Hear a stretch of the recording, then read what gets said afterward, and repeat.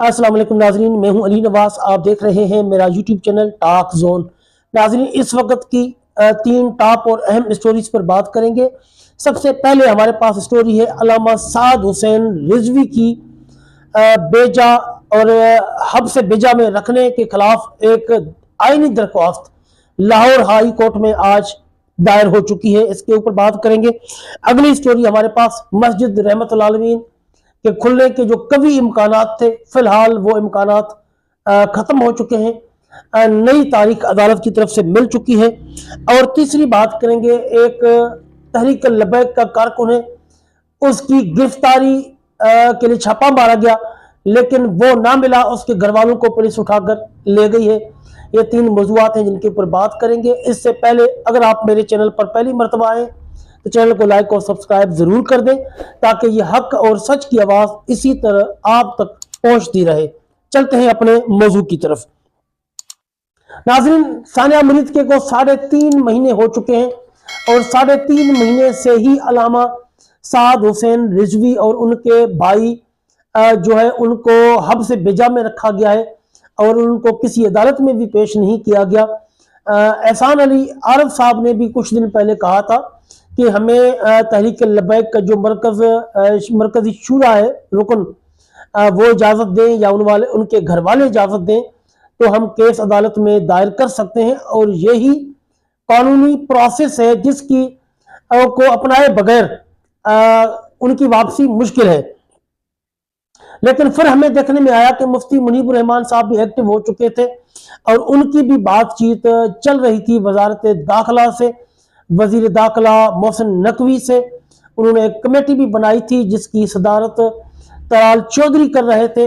और कल यानी कि गुजरी हुई जो रात है उनकी मीटिंग होनी थी, यकीनन हुई होगी, कोई इतलात सामने नहीं मिल रही।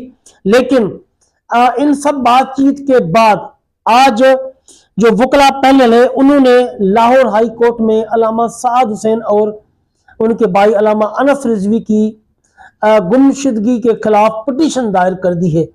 इसका मतलब यही समझा जा रहा है कि वो जो बैकडोर मुज़ाकरात हो रहे थे वो फेल हो चुके हैं, उनका कोई नतीजा नहीं निकल पाया। अगर किसी नतीजे की उम्मीद होती तो यकीनन कोर्ट में रिट दायर ना की जाती। इसका मतलब यह है कि तहरीक लबैक की जो मरकज रुकन शुरा है वो यानी कि बातचीत से और बैकडोर जो मुज़ाकरात हैं उनसे ना उम्मीद हो चुकी है। आज वकला पैनल की तरफ से यह खबर सामने आई है कि अल्लामा साद रिजवी और उनके भाई अल्लामा अनस रिजवी की जबरी गुमशुदगी और हबस बेजा में रखने के खिलाफ आज बाकायदा लाहौर हाई कोर्ट में एक रिट दायर कर दी गई है। वकला का कहना था कि हम अदालतों पर यकीन रखते हैं और हम अदालत से पुरुम्मीद है कि हमें जरूर इंसाफ मिलेगा और हमने दरख्वास्त अदालत में दाखिल कर दी है और उम्मीद करते हैं कि chief justice Lahore high court जल्द ही इस दरख्वास्त पर अपना फैसला देंगी और अगली जो कार्रवाई है उसके लिए तारीख का भी ऐलान करेंगी। आप वकला पैनल की ये वीडियो मुलाहिजा फरमाएं। जी रहीम नाजरीन, आज आपको एक इंतहाई अहम अपडेट के हवाले से आगाह करते चले जाएं। आज अमीर तहरीक लबैक पाकिस्तान हाफिज मोहम्मद साद हुसैन रिजवी और उनके बरदर असगर हाफिज मोहम्मद अनस हुसैन रिजवी, उनका अरसा 3.5 माह से अदारों की तरफ से उनको हब से बेजा में रखा जाना और इस गैर कानूनी उनकी हिरासत के बारे में आज अदालत आलिया लाहौर हाईकोर्ट लाहौर में पिटीशन दायर कर दी गई है। अल्हम्दुलिल्लाह पूरा वकला पैनल अपनी अदालतों और अपने इस कानूनी प्रोसेस पे पूरा मुकम्मल यकीन रखते हैं और अदालतों से उम्मीद है इंशाल्लाह, और बिलखसूस हमारी पाकिस्तानी अवाम से भी दुआओं की दरख्वास्त है कि आप दुआ करें। इंशाल्लाह रिट दायर कर दी गई है, उनको हब से बेजा में रखा गया है, उनको बरामद किया जाए, अदालत आलिया लाहौर हाईकोर्ट में पेश करवाया जाए। और इसके हवाले से आज रिट दायर कर दी गई है दोनों बिरादरान के बारे में। जो लीगल प्रोसेस है वो अडॉप्ट कर लिया गया है। अब हम वेट में खड़े हैं पूरी टीम के high court mister justice chief justice के पास नॉमिनेशन के लिए फाइल चली गई है। वेट है कि किस कोर्ट में समाअत के लिए केस जाता है। इंशाल्लाह अगले मैसेज तक वेट करें और दुआओं की दरख्वास्त है। और इंशाल्लाह हमें अपने आयन कानून की बालादस्ती के लिए और आयन और कानून की हुक्मरानी के लिए इंशाल्लाह हमें अपनी अदलिया पे मुकम्मल यकीन है कि इंशाल्लाह ये जल्द हमारा ये ग्रीवेंस रेड्रेस होगा और अमीर तरीक लब्बैक पाकिस्तान को मंजर आम पे लाया जाएगा और उनको रिकवर कराया जाएगा और साथ में हाफिज मोहम्मद अनस हुसैन रिजवी को इंशाल्लाह। जी नाजरीन, वकला पैनल की बातें आपने सुन ली। यकीनन वो यही कह रहे थे कि हम पर उम्मीद है कि इंशाल्लाह हमें अदालतों से ज़रूर इंसाफ मिलेगा। जितने भी बैकडोर मुज़ाकरात थे जो कि शफीक कसूरिया साहब कर रहे थे, जिसकी गवर्नर KPK से भी मुलाकात हुई थी और मौलाना फजल रहमान से भी मुलाकात हुई थी और मुफ्ती मुनीब रहमान साहब की बड़ी अहम मुलाकातें हुई थी, लेकिन उन सब का रिजल्ट सिफर निकला है। क्योंकि जो भी मुफ्ती मुनीब रहमान साहब ने तहरीक लबैक के हवाले से मुतालबात रखे थे, उन मुतालबात को लग यही रहा है कि अभी तक तस्लीम नहीं किया गया।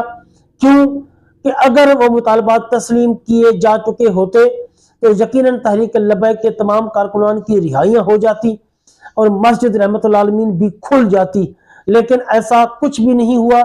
हुकूमत सिर्फ मुज़ाकरात करके बात को तूल दे रही है और अपने मकासद हासिल करने की कोशिश कर रही है, जिसका नतीजा आज हमें यही देखने को मिला कि अल्लामा साद हुसैन रिजवी और उनके भाई की जबरी गुमशुदगी के खिलाफ बिलाकर पिटीशन लाहौर हाई कोर्ट में दायर कर दी गई है। नाजरीन, चलते हैं अपने मौजू की तरफ। मस्जिद रहमतुल आलमीन की जो पिछली हेयरिंग थी 20 तारीख की, उसमें अदालत आलिया लाहौर ने ये हुक्म दिया था डिप्टी कमिश्नर को कि वो PIC की जो मीटिंग है उसकी रिपोर्ट पेश करें। लेकिन आज अभी हमने सिर्फ इतना ही सुनने को मिल रहा है कि मस्जिद रहमतुल आलमीन केस जो है उसकी हियरिंग खत्म हो चुकी है और अगली तारीख मिल चुकी है 13 फरवरी 2026 को। इसका मतलब यही है कि मस्जिद रहमतुल आलमीन मजीद 15 दिन नहीं खुलेगी।